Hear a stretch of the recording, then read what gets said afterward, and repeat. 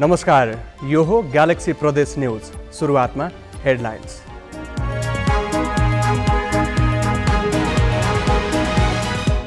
सिन्धुलीमा बन्दै गरेको पुल 81 आएको बाढीले भत्कियो। 3 करोड बराबरको क्षति। स्याङ्जा र पाल्पा जोड्ने पुल भत्किँदा 8 कामदार घाइते। नवलपुरमा 8 महिनामा 184 महिला तथा बालबालिका हराए। 16 देखि 25 वर्षका महिला सबैभन्दा बढी। 4वटा जलविद्युत आयोजना रहेको दैलेखको नैमुलेका अधिकांश गाउँ अँध्यारै। विद्युत उत्पादन कम्पनीको गैर जिम्मेवार प्रति स्थानीय जनप्रतिनिधि नै बेखबर। र वीरगञ्ज महानगरपालिकाका प्रमुख सरावगीको 79 बुँदे प्रतिबद्धता भएन पुरा। 5 बको नारा घोषणामै सीमित। डुबानको समस्या ज्यूका त्यौं।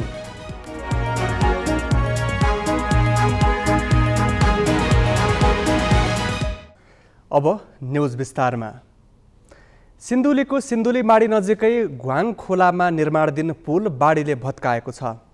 आइतबार राति पानी परेपछि आएको बाढीले ढलान गर्न ठिक्क पारिएको कमलामाई नगरपालिकाको माडी बजार र कारागार क्षेत्र जोड्ने पुल भत्काएको हो।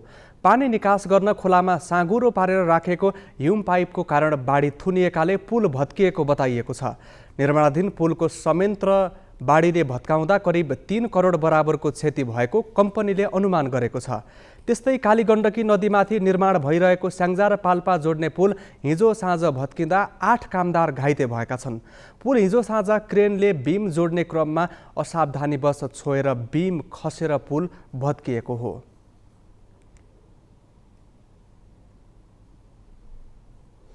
नवलपुरमा 8 महिनामा 184 महिला तथा बालबालिका हराएका छन्।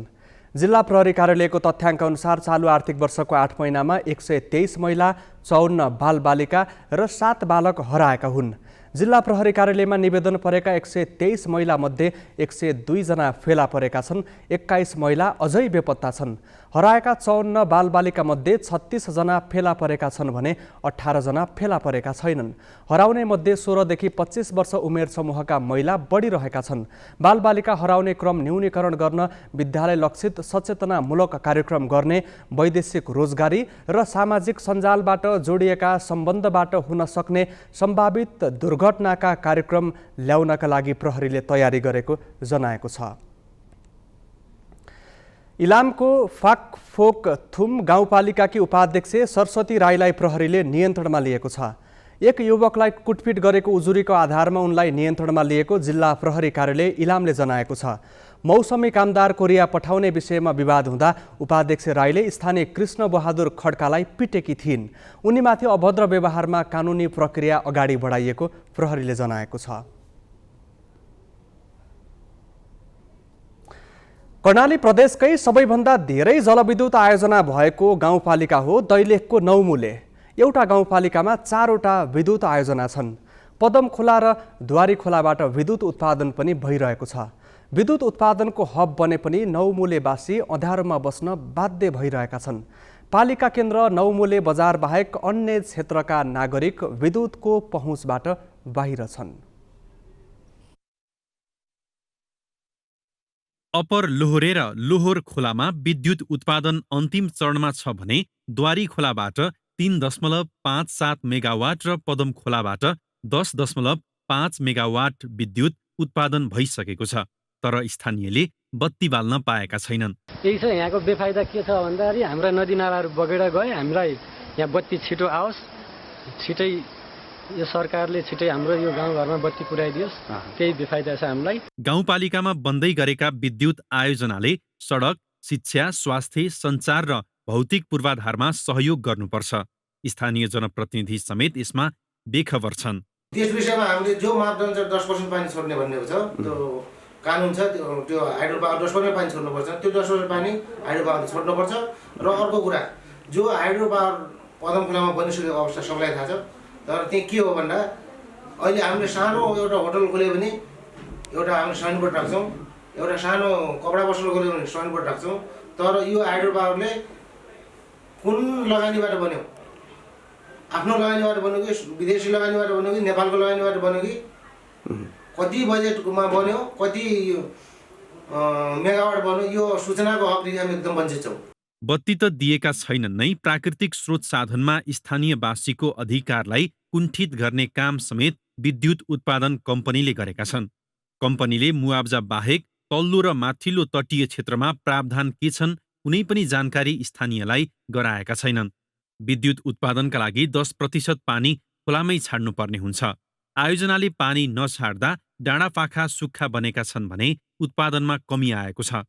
स्थानीय भने बत्ती मात्र बाल्न पाए पनि सन्तुष्ट हुने बताउँछन्। ग्यालेक्सी फोकेका लागि दैलेखबाट भक्तबहादुर शाहीको रिपोर्ट। रुकुम पश्चिमका सरकारी लगानीका उद्योगहरू सञ्चालनमा नआई बन्द भएका छन्। आठबिसकोट नगरपालिकाले स्थापना गरेका 7वटा उद्योगमध्ये 6वटा उद्योग सञ्चालनमा नआई बन्द भएका हुन्। सबैजसो उद्योगमा अहिले ताला लागेको छ। कर्णाली ओभरेज इन्डस्ट्रिज प्राली, कर्णाली गार्मेन्ट उद्योग, मसला उद्योग, आलु चिप्स उद्योग, दुग्ध डेरी उद्योग, फ्लाइ उद्योग, ड्राइफ्रुट उद्योग गरी 7वटा उद्योग स्थापना गरिएको थियो। तीमध्ये ओभरेज उद्योग मात्र सञ्चालनमा रहेको छ। अनुदान लिने बेला चनाखो बनेका सञ्चालकले अनुदानपछि उद्योग सञ्चालनमा भने चासो दिएका छैनन्। स्थानीय सरकारले पनि उद्योग सञ्चालनमा तदारुकता देखाएको छैन। कोभिड महामारीको कारण उद्योग चल्न नसकेको आठबिसकोट नगरपालिकाले दाबी गरेको छ। आठबिसकोट नगरपालिकाका विभिन्न स्थानमा स्थापना गरिएका उद्योगमा 19 करोड 70 लाख भन्दा बढी लगानी रहेको छ, जसमा 40% लगानी नगर र प्रदेश सरकारको रहेको छ। ग्यालेक्सी फोकेको प्रसारण तपाईँ काठमाडौँ उपत्यकामा रेडियो ग्यालेक्सी 101.8 मेगाहर्जमा पनि सुन्न सक्नुहुनेछ। ग्यालेक्सी प्रदेश न्युज जारी छ। अहिलेलाई ब्रेक।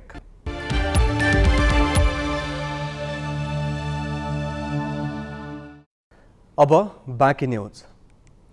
नेकपा एकीकृत समाजवादीका अध्यक्ष माधव नेपालले गठबन्धनमा रहेका ठूला दलका नेताले चुनावमा एक्लै लड्ने दम्ब देखाउनुको कुनै अर्थ नरहेको बताएका छन्।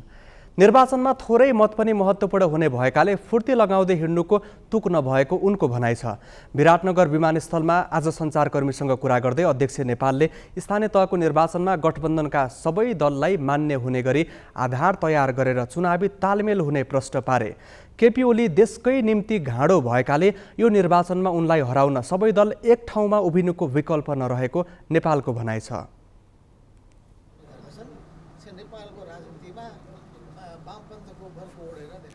आवश्यकताको सिद्धान्तले नजिक ल्याउने गर्दछ। आवश्यकताको सिद्धान्त के छ भन्ने कुराको आधारमा जाने हो भनेपछि हामी के देखिरहेका छौँ, सबैको निम्ति केपी ओली महाको घाँडो भएका छन्। देशकै निम्ति, लोकतन्त्रकै निम्ति, संविधानकै निम्ति भएका छन्। उनी चाहिँ वास्तवमा सबै थोकका प्रगति र परिवर्तनका विरोधी शक्ति हुन्। परिवर्तनका विरोधी शक्तिका विरुद्धमा सबै पक्षहरू, परिवर्तनका पक्षपोषकहरू एक ठाउँमा उभिनु स्वाभाविक हुन्छ।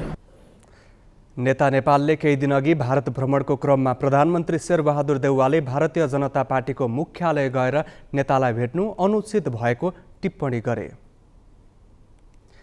नेकपा एकीकृत समाजवादीका सम्मानित नेता झलनाथ खनालले गठबन्धनसँग एक्लै भिड्न सक्छौँ भन्ने एमालेका विभिन्न 4 शक्तिसँग साँठगाँठमा लागेको दावी गरेका छन्। दाङको घोराईमा आयोजित कार्यकर्ता प्रशिक्षण कार्यक्रममा नेता खनालले एमाले पार्टी र त्यसका अध्यक्ष केपी ओलीसँग डराएर दरबारियादेखि सिके राउतसम्मका नेतासँग छलफल गरिरहेको, केपी ओली डराएर दरबारियादेखि सिके राउतसम्म छलफल गरिरहेको दावी गरे।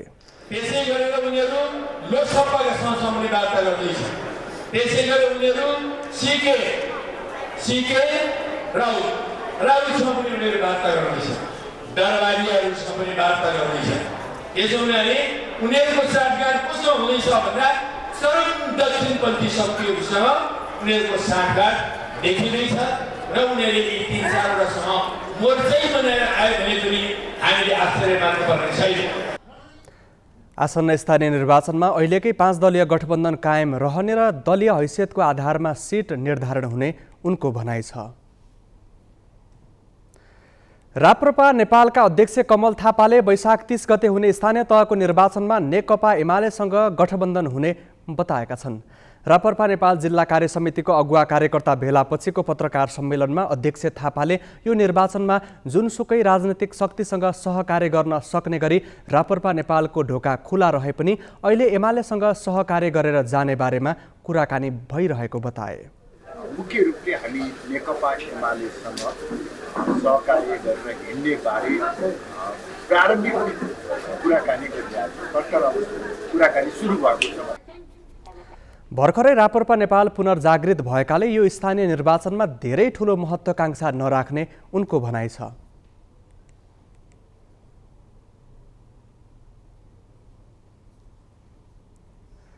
सरकारले स्थानीय तहको निर्वाचन नजिकैसँगै लाल पूर्जा वितरण कार्यलाई तीव्रता दिएको छ। सरकारले सिन्धुलीका भूमिहीन तथा सुकुम्बासीलाई लाल पूर्जा वितरण गरेको हो। सिन्धुलीको दुधौली नगरपालिकाको दोकान डाँडाका 106 मुसहरलाई जमिनको स्वामित्व सहित लाल पूर्जा वितरण गरिएको छ। भूमि व्यवस्था सहकारी तथा गरिबी निवारण मन्त्री शशि श्रेष्ठले लाल पूर्जा वितरण गरेकी हुन्। लाल पूर्जा वितरण गर्दै मन्त्री श्रेष्ठले आफू मन्त्री भएदेखि नै संविधानले मौलिक हक अन्तर्गत रहेका भूमिहीन सुकुम्बासीलाई लाल पूर्जा वितरण गर्ने कार्यलाई प्राथमिकतामा राखेर काम गरेको बताइन्। अब धमाधम देशभरिका भूमिहीनलाई लाल पूर्जा प्रदान गरिने उनको भनाइ छ। प्रक्रिया मिलेका सबै ठाउँमा स्थानीय तह चुनावको आचार संहिता लागू हुनुभन्दा पहिले नै लाल पूर्जा वितरण गर्ने उनले जानकारी दिइन्। अब रिपोर्ट कार्डको पालो। आजको रिपोर्ट कार्डमा जियालाल शाहको सहयोगमा तयार पारिएको पर्साको वीरगञ्ज महानगरपालिकाको 5 वर्षे कार्यकालको लेखाजोखा।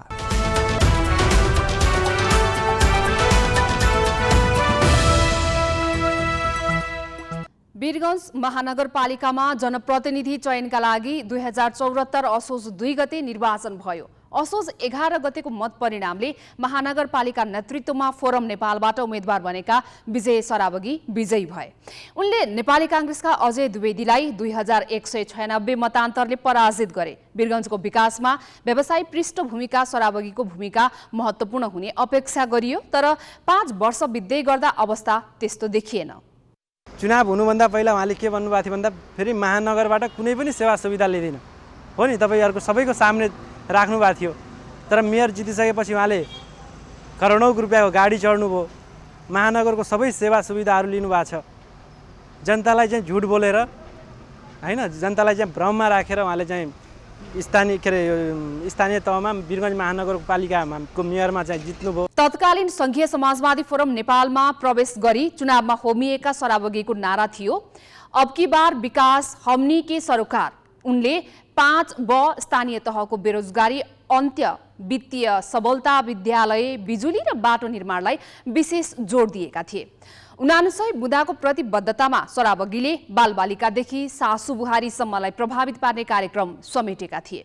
वीरगञ्ज महानगरपालिकाको प्रमुखमा निर्वाचित भएकै दिन मतगणना स्थलमा आयोजित पत्रकार सम्मेलनमा सरावगीले आफूसँग भगवानले दिएको सबै थोक भएकाले केही सेवा सुविधा नलिने घोषणा गरेका थिए।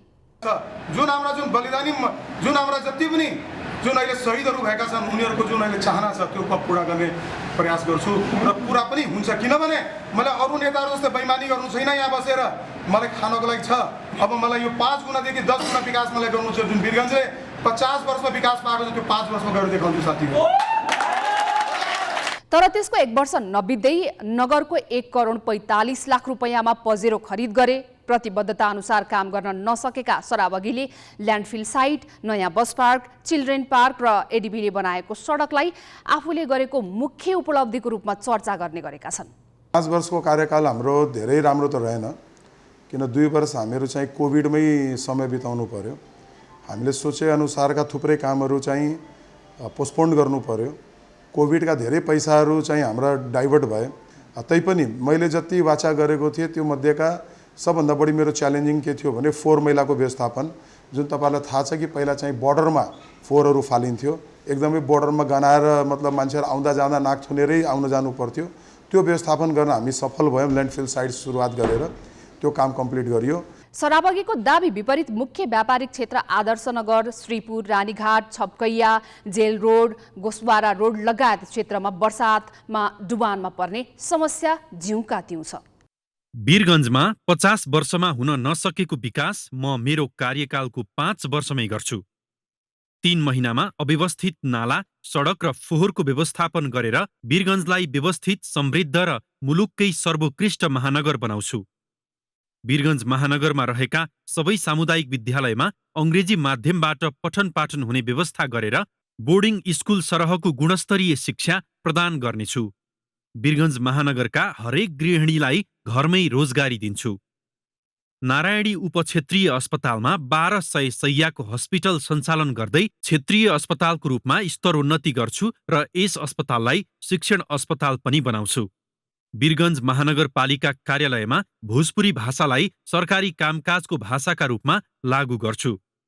वीरगञ्ज महानगरमा बेरोजगारीको समस्या निर्मूल पार्नेछु। वीरगञ्ज महानगरमा रहेका सार्वजनिक जग्गा र भौतिक संरचना जुन विभिन्न व्यक्ति र सङ्घ-संस्थाको कब्जामा छन्, ती सबै जग्गा र सम्पत्ति जनताको हातमा फिर्ता गर्न लगाउँछु। वीरगञ्जमा वीरगञ्ज विश्वविद्यालय स्थापना गर्नेछु। 5 वर्षमा 200 किलोमिटर बाटो विस्तार र स्तरोन्नति, सबै माध्यमिक विद्यालयमा अङ्ग्रेजी माध्यमबाट पठन पाठन र नगरका 3700लाई स्वरोजगार तालिम दिन बाहेक प्रतिबद्धता पत्रमा उल्लेख भएका कुनै काम उनले गर्न सकेनन्।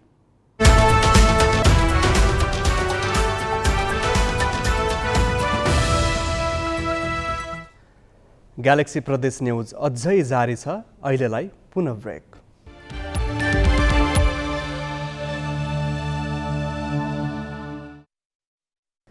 अब बाँकी न्युज। मुलुककै चौथो सानो जिल्लाको रूपमा परिचय बनाएको पर्वतले साहसिक पर्यटकको गन्तव्यको रूपमा आफ्नो पहिचान बनाएको छ। एकपछि अर्को साहसिक खेल सञ्चालनमा आएपछि पर्वतमा पर्यटकको ओइरो लाग्न थालेको छ। पोखरा र मुस्ताङ हिँडेका अधिकांश पर्यटक पर्वत नपुगी फर्कँदैनन्। पर्वत लोभ लाग्दो पर्यटकीय गन्तव्य समेत बनेको छ।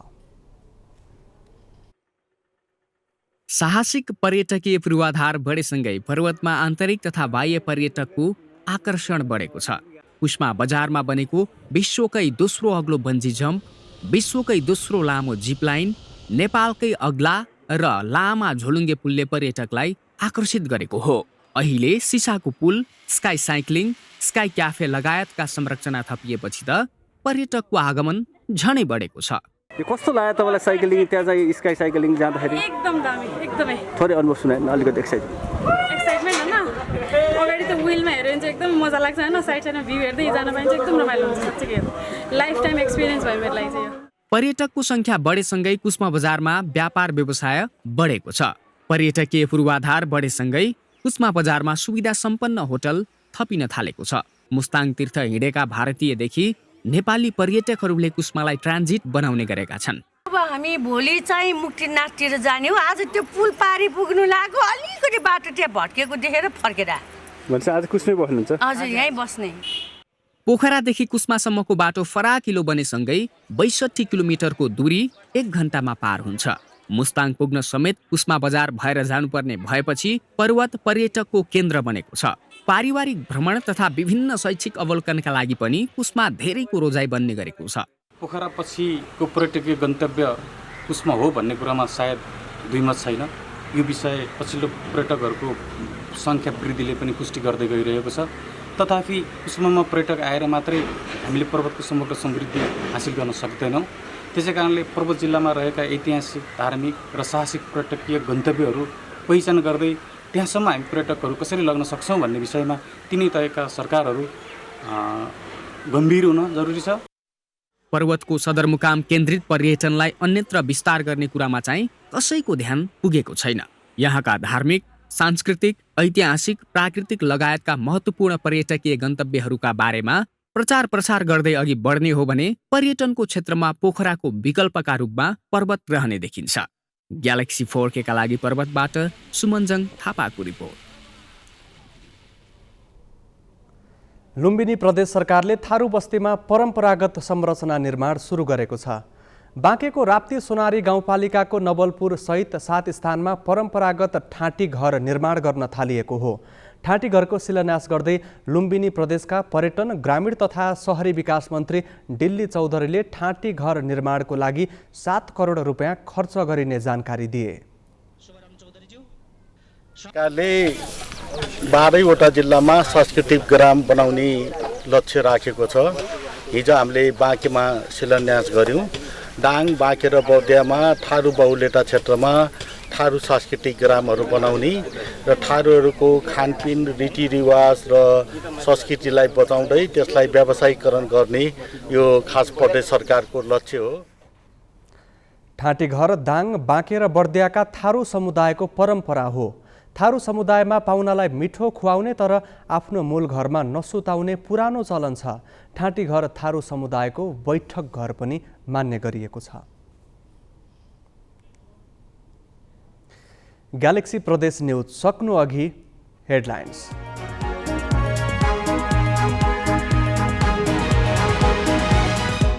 सिन्धुलीमा बन्दै गरेको पुल 81 आएको बाढीले भत्कायो। 3 करोड बराबरको क्षति। स्याङ्जा र पाल्पा जोड्ने पुल भत्किँदा 8 कामदार घाइते। नवलपुरमा 8 महिनामा 184 महिला तथा बालबालिका हराए। 16 देखि 25 वर्षका महिला बढी। 4वटा जलविद्युत आयोजना रहेको दैलेखको 9 मूल्यमा अधिकांश गाउँ अँध्यारै। विद्युतीय उत्पादन कम्पनीको गैर जिम्मेवारीप्रति स्थानीय जनप्रतिनिधि नै बेखबर। र वीरगञ्ज महानगरपालिकाका प्रमुख सरावगीको 79 बुँदे प्रतिबद्धता भएन पुरा। 5 बको नारा घोषणामै सीमित। डुबानको समस्या ज्यूका त्यूँ।